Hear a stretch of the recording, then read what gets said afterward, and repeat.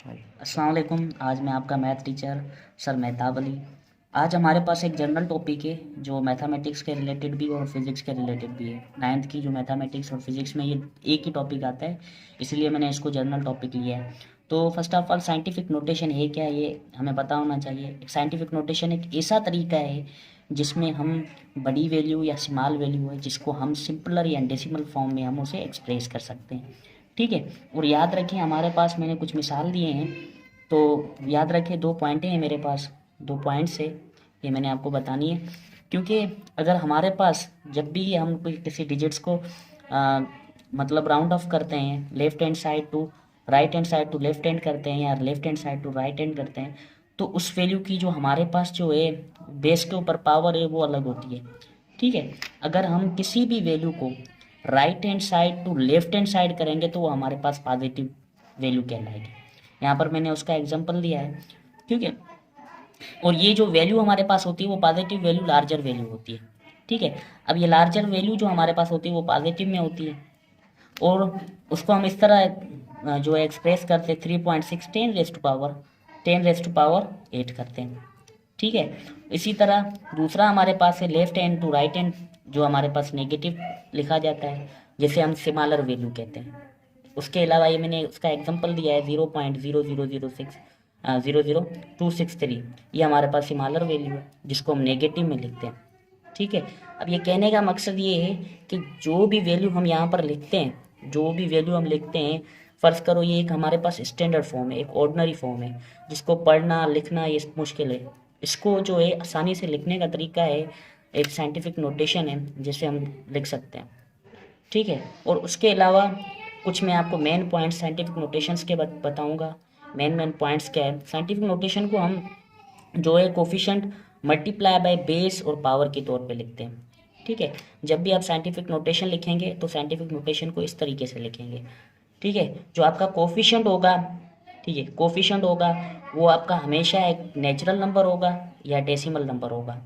और आपका जो बेस होगा, बेस हमेशा 10 ही रहता है। साइंटिफिक नोटेशन में हम जो बेस है 10 ही रहेगा हमारे पास। और उसके ऊपर जो पावर होगा वो आपका जो क्या होगा, पॉजिटिव और नेगेटिव, या आपका ज़ीरो इंटीजर होगा। ठीक है। इसके अलावा कुछ मेन पॉइंट्स है जो मैंने यहाँ पर लिखे हैं। ठीक है। कोफिशिएंट क्या है आपके पास, नेचुरल नंबर 1 से लेके 9 तक होगा आपका। जो आपका नेचुरल नंबर होगा वो 1 से लेके 9 तक होगा, लेकिन ज़ीरो नहीं होगा। विदाउट ज़ीरो आपके जो है ना, ज़ीरो के अलावा जो है बाकी सारे नेचुरल नंबर आप उसमें लिख सकते हैं। बाकी जो आपके पास डेसिमल की बात है, डेसिमल नंबर आपके पास 1.2 3.2, और याद रहे 0.2 या 2.0 आप नहीं लिख सकते। उसकी वजह क्या है, उसकी वजह ये है कि हमारे पास ज़ीरो हम नहीं लिखते हैं, चाहे बाद में लिखें चाहे नॉन ज़ीरो नंबर के पहले लिखें, नहीं लिख सकते। क्योंकि ये हमें ये बताता है कि हम इसमें जो है ज़ीरो जो हमारे पास होते हैं, ज़ीरो को हमको एक्सप्रेस ही नहीं करना। साइंटिफिक नोटेशन में ये कहा गया है अगर हमारे पास किसी भी नॉन ज़ीरो नंबर्स के बीच में अगर ज़ीरो है तो हम उसे लिख सकते हैं, जो अदरवाइज़ हम जो है हम नहीं लिख सकते हैं। दूसरा हमारे पास है कि बेस वैल्यू, जो हमारे base will be 10 and power will be integers. Base हमारे पास क्या होगा, 10 होगा, और फिर जो पावर उसका होगा इंटीजर्स होंगे। इंटीजर्स आपने पढ़े हैं 0 1 पॉजिटिव जो नंबर्स होते हैं और नेगेटिव नंबर्स होते हैं। ठीक है। 1 2 3 4 5 6 जो भी होते हैं आपके, वो आपके इंटीजर्स कहलाते हैं। ठीक है।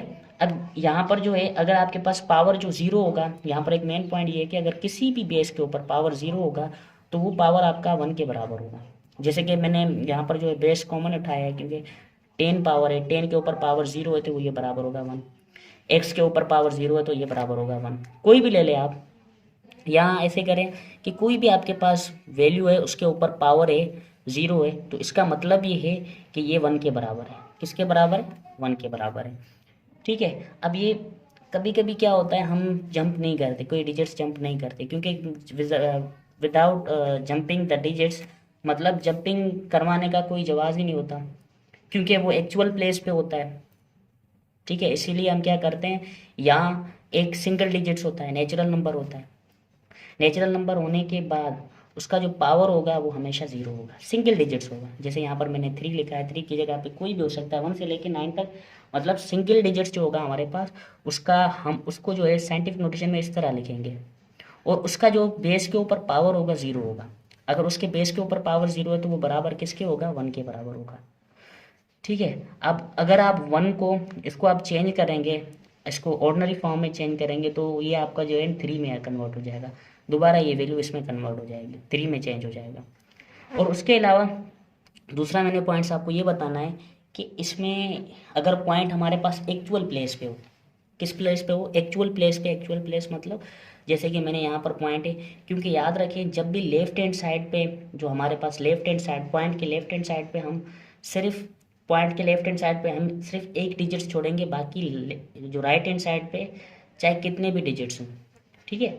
यहाँ फर्स्ट करो मैं अगर लिखूँ 3 1 लिखूँ तो ये मेरा गलत हो जाएगा, ठीक है। फर्स्ट करो मैं अगर 3 1 लिखूँ, 3 1.76 लिखूँगा, यानी इस तरफ, यहाँ इससे मैं कहूँ दो डिजिट्स हम इसे इस तरह कहते हैं कि 31.768, मतलब पॉइंट की इस तरफ हमें दो डिजिट्स नहीं रखने, लेफ्ट हैंड साइड पे दो डिजिट्स रखने ही नहीं, सिंगल डिजिट्स रखना है, ठीक है। अब ये हमारे पास एक्चुअल प्लेस पे है तो इसका मतलब ये है कि 10 के ऊपर पावर 0 है, ठीक है। अगर आप इसको मल्टीप्लाई करेंगे दोबारा ये इसमें कन्वर्ट हो जाएगा। तो आज की मेरी वीडियो इसके हवाले से, साइंटिफिक नोटेशन के हवाले से ये हमारे जर्नल है। थैंक यू, जज़ाकल्लाह।